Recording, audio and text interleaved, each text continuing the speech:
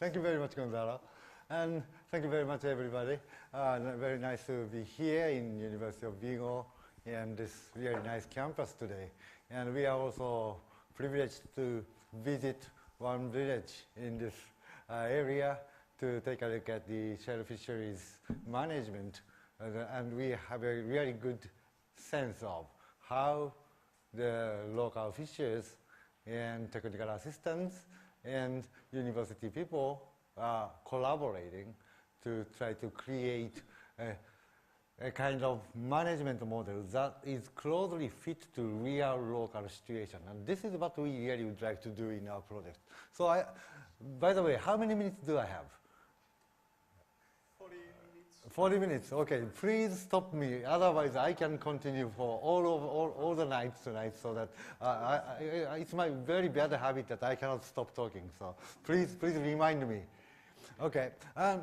So today I brought in some idea of our new project that is just now Gonzalo had introduced to us. This is creation and sustainable governance of new commons through formation of integrated local environmental knowledge. This is the keyword.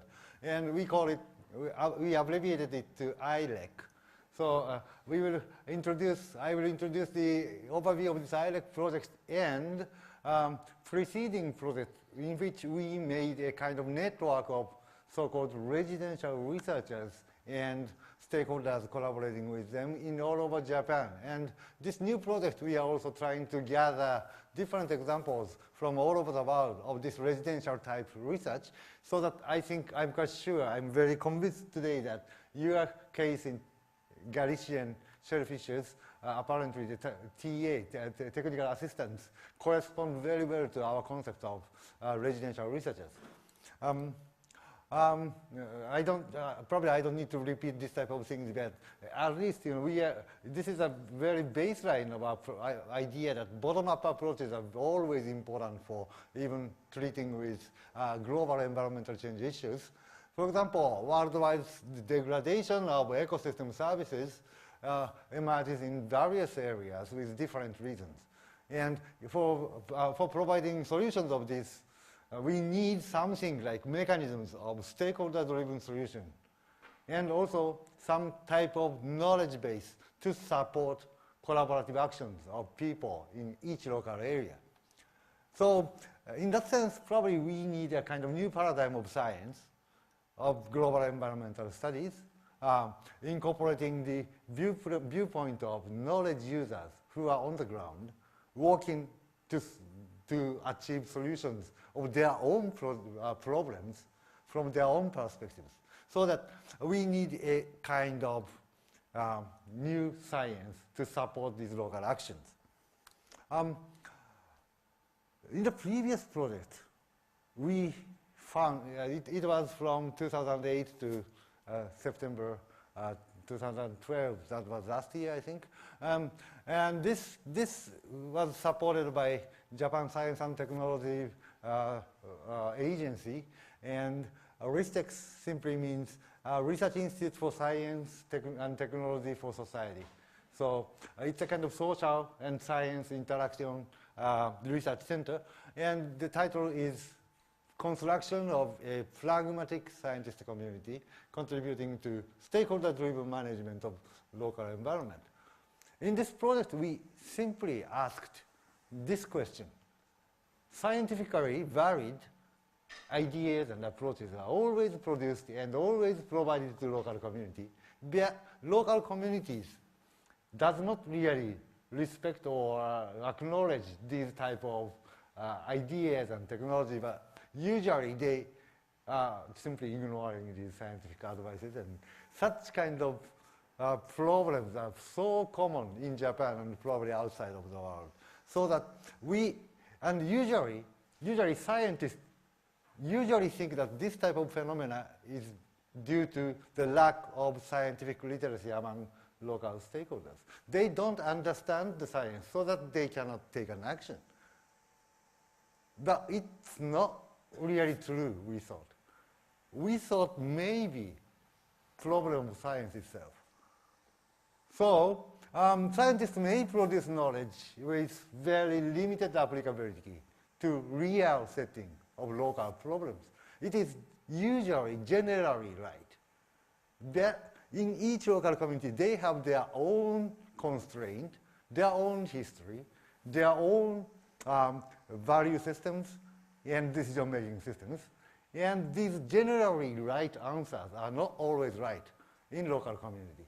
And also, the problem is we can produce such kind of generalized answers or solutions simply because our knowledge production system is totally away from local reality. We are looking for generally right things.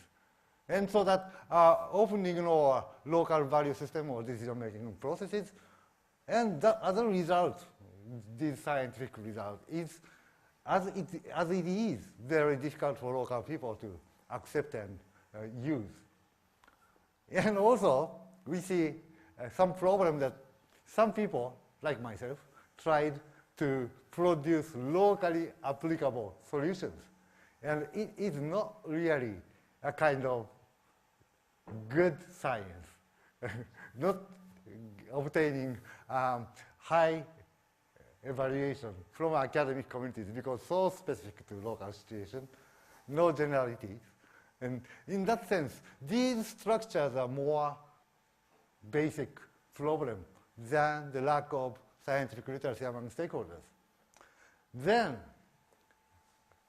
holding these questions in our mind, we took a look at various cases of Japanese people who have been actively working together with science, and then we could find these type of people, which we call residential researchers or residential research institutions.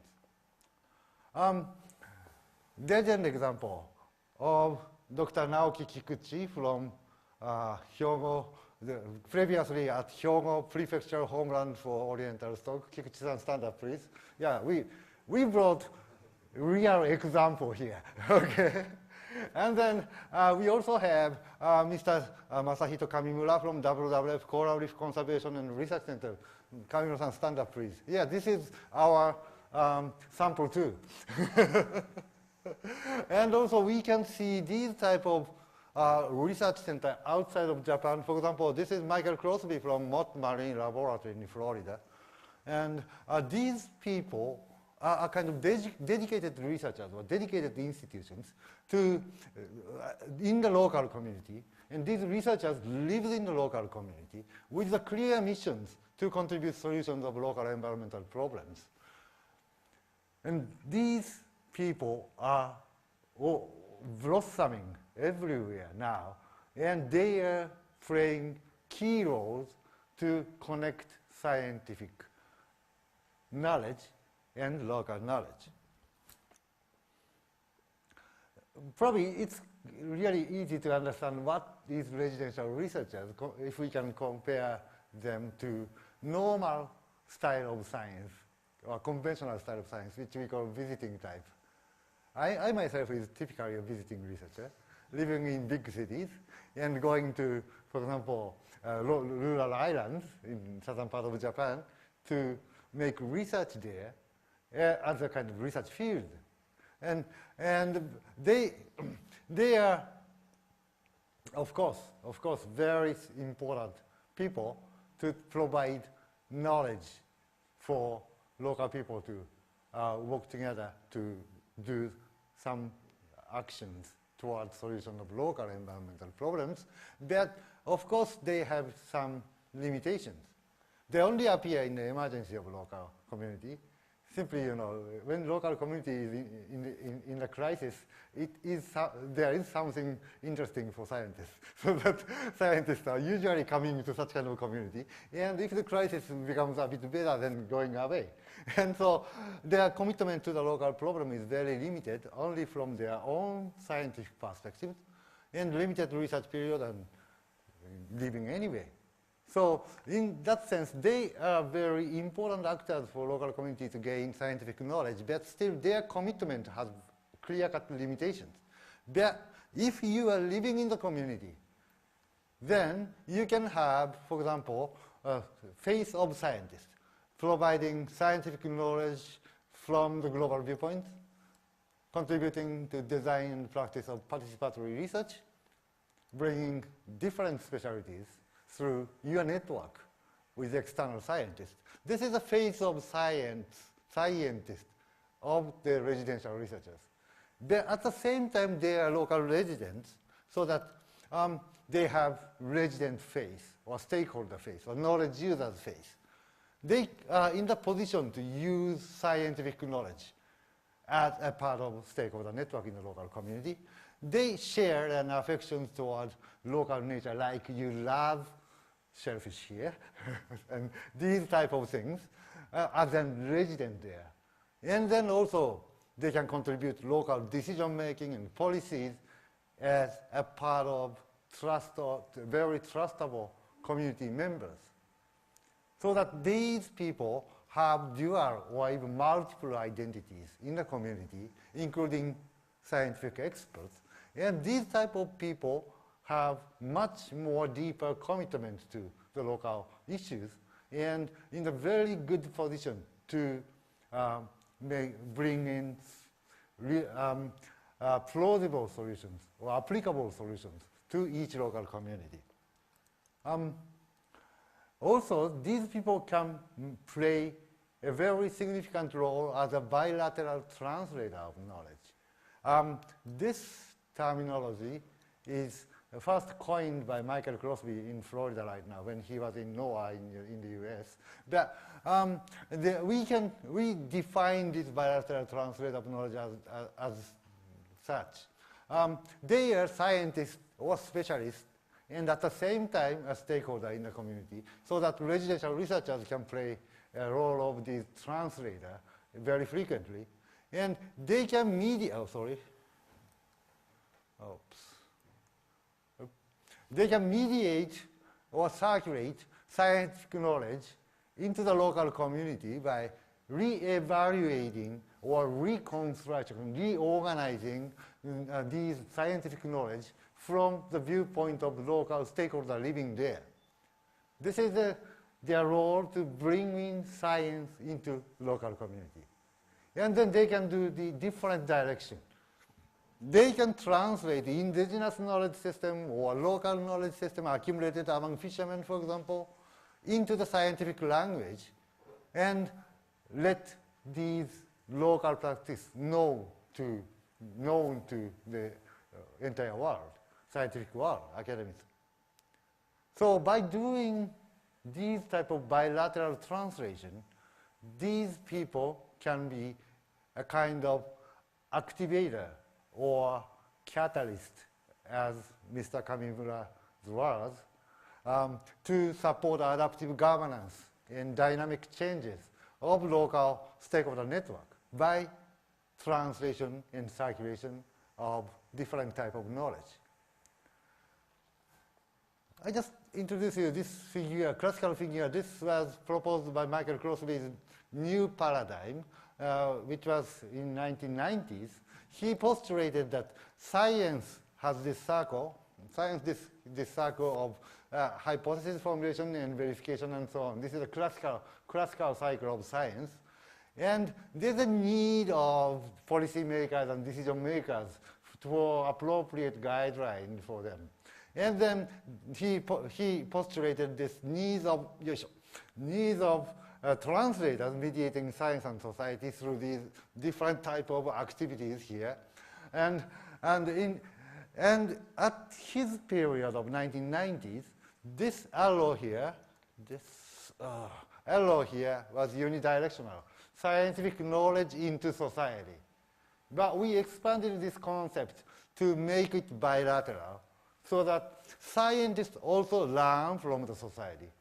And scientific knowledge also comes to the various type of stakeholders in the society for them to incorporate it into their own knowledge base.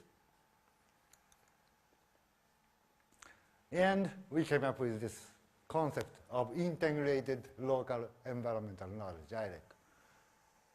This is a type of knowledge structure that is produced by the action of these bilateral translators and residential researchers. And this is apparently transdisciplinary. I mean, if you are really trying to solve local problems, I myself is fish ecologist by training, but I cannot sit on the fish ecology forever.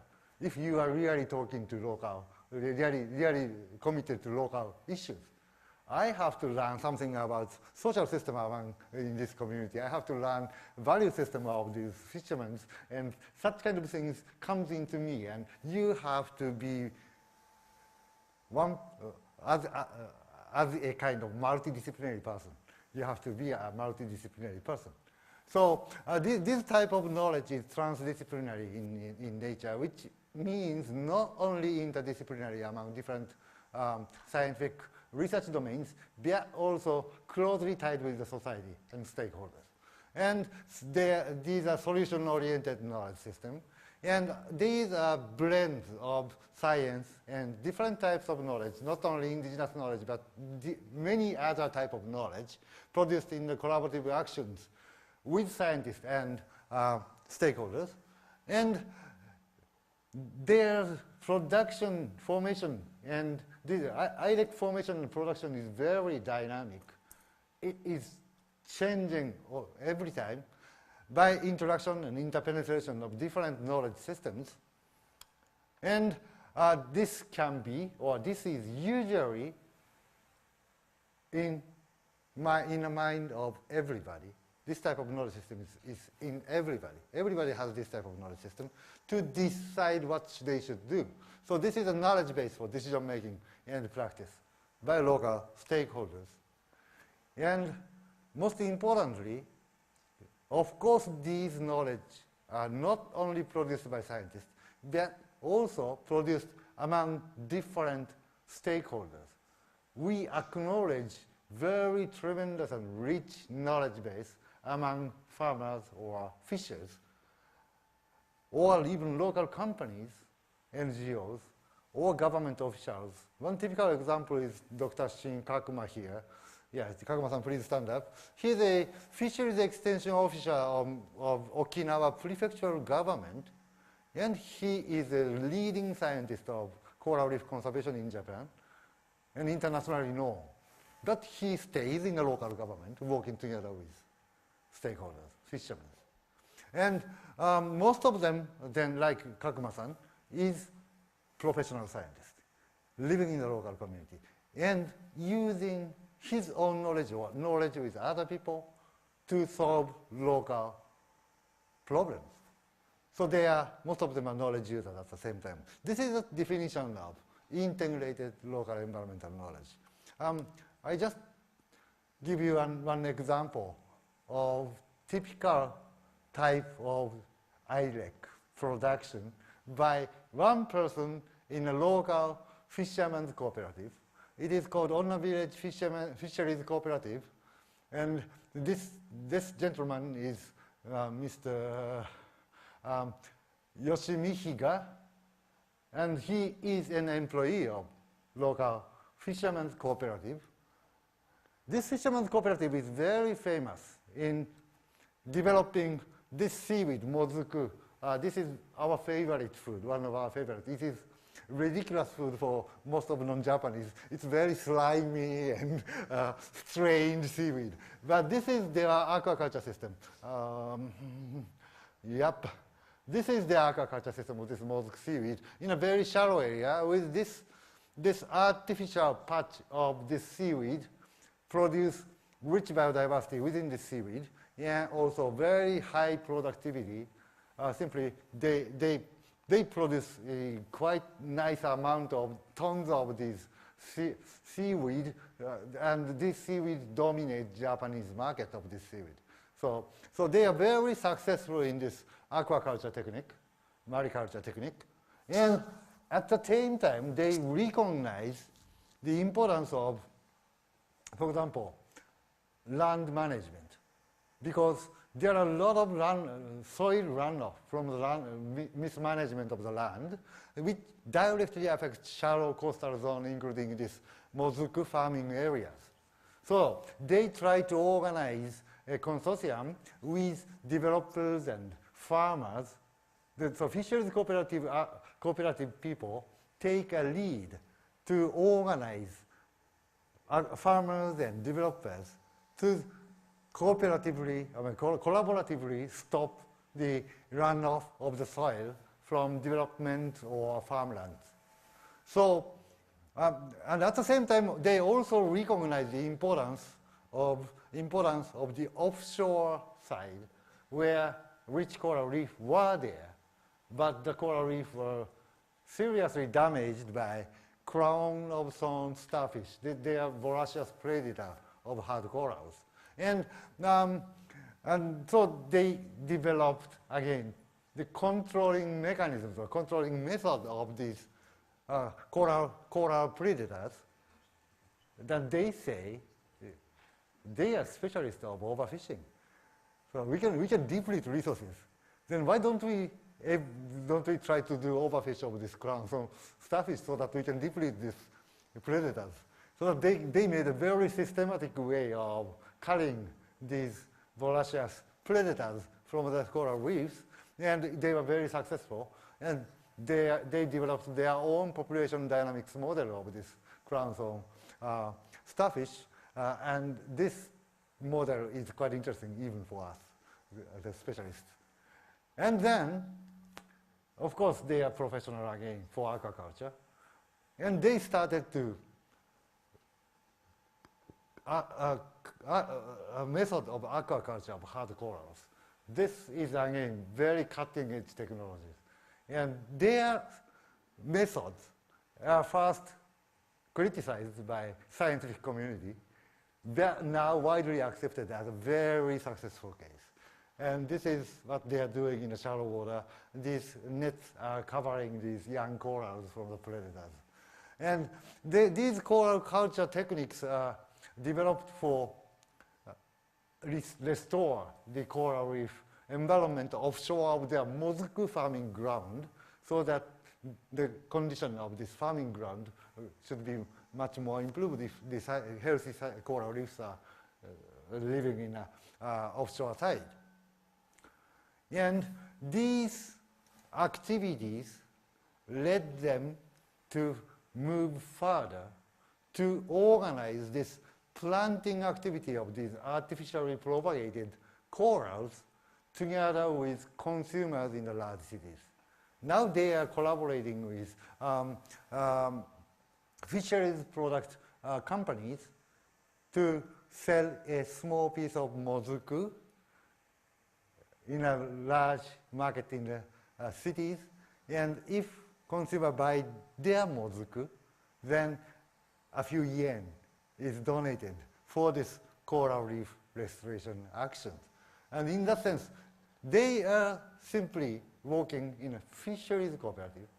So in the conventional sense, nobody thought that they have such a strong scientific background and scientific ability to develop various techniques in various social systems. But they are actually doing it much better than professional scientists. And they are even stepping into real local management system where they focus on mozuku farming as their base of livelihood. And then they need healthy coastal ocean to support this mozuku farming. And so they make various actions to restore ocean conditions of coastal ocean. And by doing this, they make a network of people and capacity building of local people, including fishermen themselves. So they are kind of the center of the activities in this particular village for sustainable development. So we simply portray the structure of this integrated local environmental knowledge. Conventionally, we have this type of idea. There are professional scientists producing very specific scientific knowledge. And there are different types of knowledge systems in livelihood of everybody. And these indigenous knowledge, ethnic technology, and whatsoever, various things.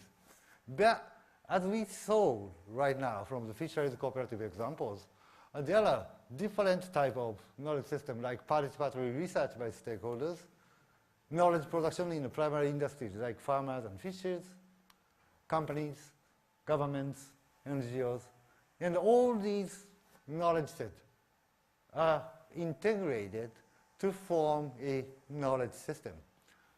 That is ILEK. Then we came up with the idea to make a network of these residential researchers and visiting researchers working in close collaboration with these residential researchers or local communities for longer perspective, like 10 years or so, or various type of local stakeholders working with these residential researchers and local translators. So this network is called the Local Science Network for Environment and Sustainability. It was established in March 2010, and now we have more than 130 people members from all over Japan. And in the new ILEK project, we are trying to expand this network to international arena.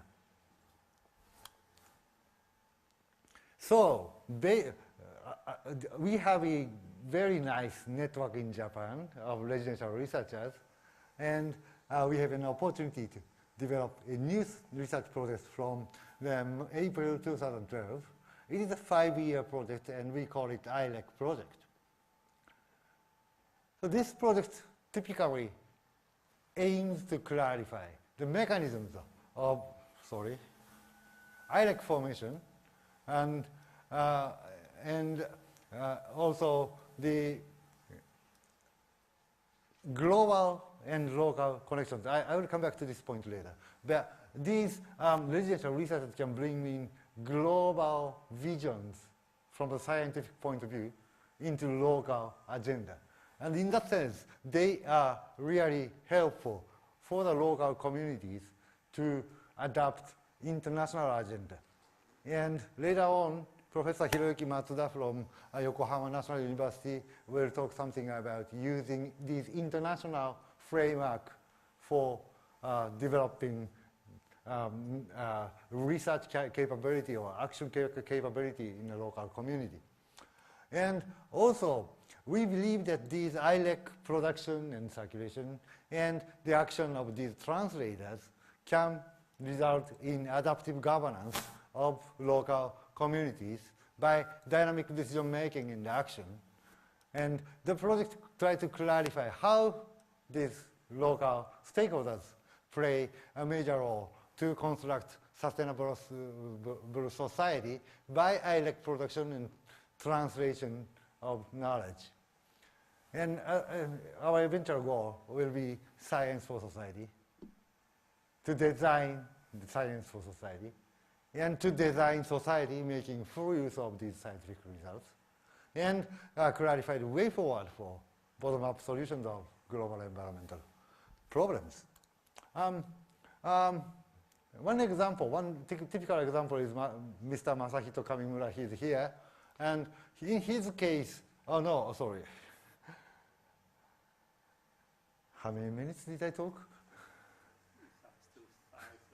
Okay. Okay. Then anyway, Mr. Kamimura will talk by himself tomorrow, so I just skip his slide. And there are a lot of interesting cases in Japan right now. For example, this is a case of the translator popping up from among stakeholders. This lady has been working together with high school students to restore these seagrass beds in Japanese coastal water, and she recognized huge gap between scientists coming to their community and their framing of problems. So that she really wanted to be a translator to bring in people from outside, like scientists, and knowledge from outside, like scientific knowledge.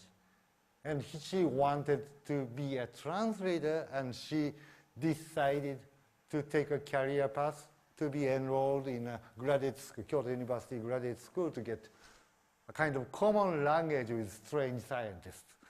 So this is a typical case of people, local stakeholder. We define their role to be a translator of knowledge. And Professor Matsuda's case is also quite interesting. visiting researcher is also transforming themselves.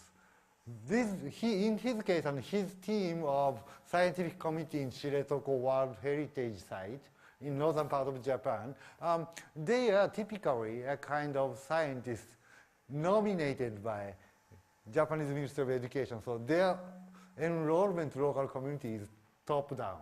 Suddenly comes the local community to say, oh, you should do this. So these type of scientists are usually annoyed by local people. but in his case, or this scientific community's case, even though they came to the community from very top-down processes, they deliberately tried to play a coordinator role, not teaching local community, but coordinating different things, different costs and benefits among local people. Of course, they are scientists, so they require scientific validity. But at the same time, they do not insist to deliver the optimal solution. But they tried to find feasible solution among stakeholders. One typical case is this MPAs in local fishermen's association. When these World Heritage Sites is registered, they were required to strengthen marine environmental management, but fishermen did not agree further strengthening or tightening the fisheries regulation. Then their solution was, okay, but you had been spontaneously doing your own resource management from long before. Apparently, the Fishermen's Association here had conducted very nice resource management system of setting MPA in this way. So what they proposed, and the fishermen agreed, is to expand their own MPS areas a little bit wider, so that they can the fishermen voluntarily strengthen fisheries management effort without any top-down regulations. And this was very, very well known now among these World Heritage people, an internationally well-known example of very, very nice case for community-driven management of fisheries resources. These cases gave me an idea of this multi-scale governance. For simplicity, we just say local, national, and global level. We have been basically focusing on this local level. But apparently, in each level, we can see a massive knowledge flow between scientists or experts and stakeholders, decision makers. Like here in local level, these residential researchers or local science network itself can play a role of horizontal translator of knowledge. And each level, national level or global level, such kind of translator exists. But, yeah, at the same time, we see quite interesting case of these vertical translators. There are a lot of organizations and people working to translate different framing from global to local or local to global, like these people, UNESCO World Heritage, Marine and Biosphere programs, WWF ecoregion programs, or Aquaculture Stewardship Council and other certificate bodies. They are working with the mindset and framing at the global level. They are doing something globally important. But they try to deliver this idea to local community. For example, each fisheries cooperatives or each forestry cooperatives. So in that sense, they are vertical translator of knowledge, translating the framing of global level or national level to fit to each local community. Then we can find out different directions, mainly bottom-up processes. For example, this is what Dr. Kakuma has been analyzing for long years. there's an MPA network for coral reef conservation, which is called locally managed marine areas, LMMA. And it is a kind of network of local actions. Each local community have their own management system and conservation system of coral reefs. And scientists from the outside try to network these local actions to deliver international message that these type of local action has tremendous importance. Another famous example is this ICCAs, indigenous and community conserved areas. That is promoted by IUCN, and the idea is similar. There are a lot of natural resource areas or some land use patterns in which local communities have been traditionally made some kind of regulations. And they are very diverse in forms. They are probably the most effective way to manage local resources. So that these type of ICCAs should be recognized more by international communities for delivering more effective global agenda or management of environmental problems. So we could reasonably hypothesize that knowledge produced in multiple scales are already blended by this massive circulations by different type of translators. And probably these type of multi-scale knowledge base is very dynamically produced and circulating, and stakeholders are using this type of knowledge in different levels, so that we can easily assume that by utilizing this type of knowledge flow system, we can probably postulate the possible way of multi-scale governance, not only local community, but affecting the global agenda and interacting each other. This type of multi-scale governance mechanisms may be clarified using this type of assumption. So, in short, we believe that there is an hypothetical mechanisms in which ILEK production assist or support local adaptive governance of the community. First of all, ILEK is formed by collaboration and interaction between different knowledge producers and knowledge users in the community, and then residential researchers and translators appear in the community and dynamically change their own positions or roles in the community so that they can catalyze local actions by producing ILEK and circulating and using it. Also, the bilateral translators can mediate knowledge flow across multiple scales from global to local by and facilitate coordinated bottom-up and multi-scale solutions of global environmental problems. So what we really would like to do is gathering these case study sites.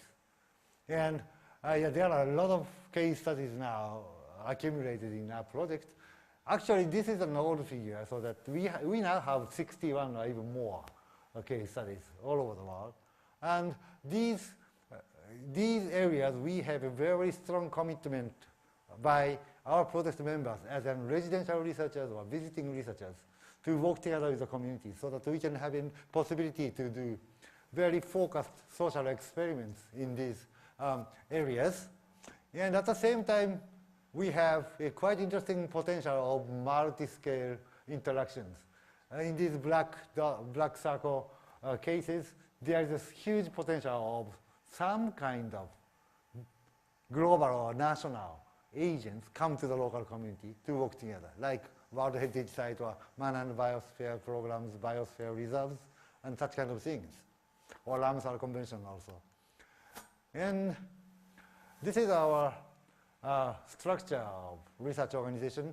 We have case study group here.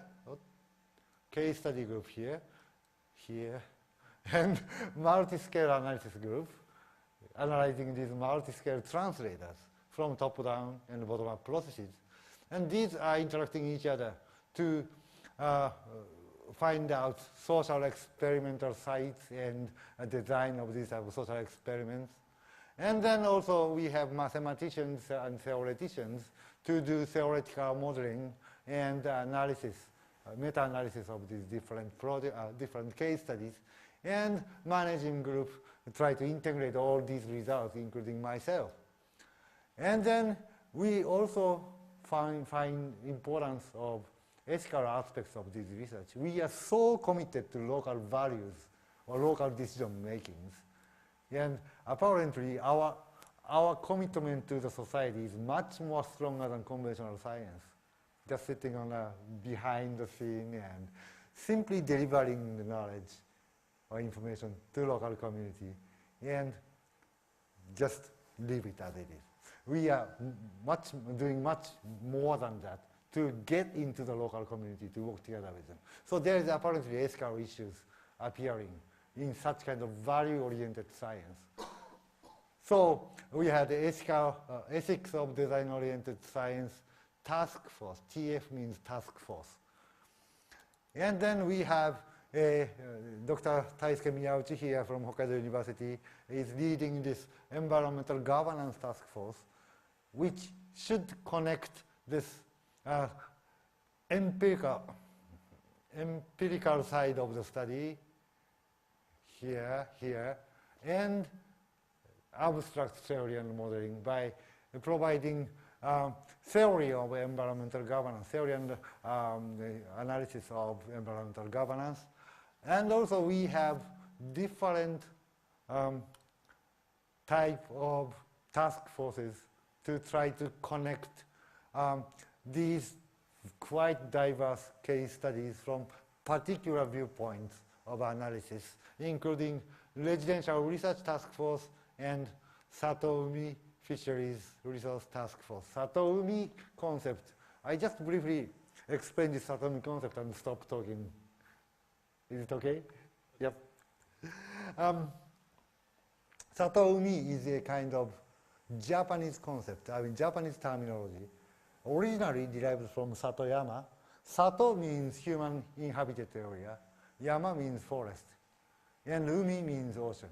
So human inhabited area, Satoumi simply means interface between human livelihood and ocean. So Zingo can be a Satoumi example. But difference is that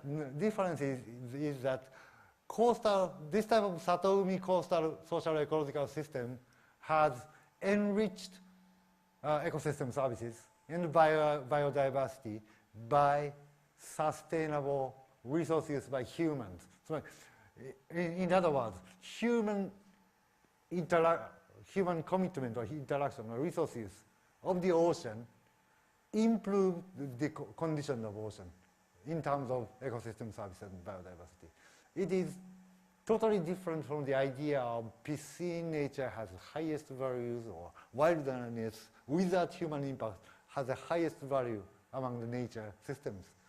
In this idea, human action can create better natural setup, even in coastal area, and also land area, which we call Satoyama, human inhabited area and mountains.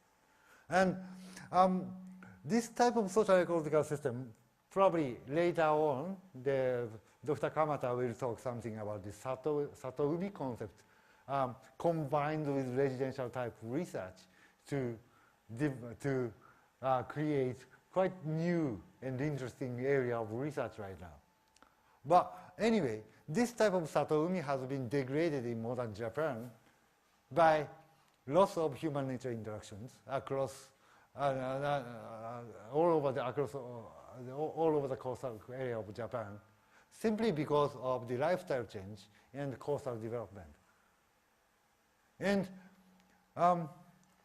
this type of Satoumi ecosystem should be managed collaboratively with different stakeholders. Like not only shellfishers can solve all the problem of shellfish fisheries in your system. Apparently, there's a lot of other difficult problems like runoff of chemical pesticides or nutrients from land agriculture practice, or all other different impacts can be produced by human actions. So these Satoumi systems require co-management of different type of stakeholders, and of course, including scientists.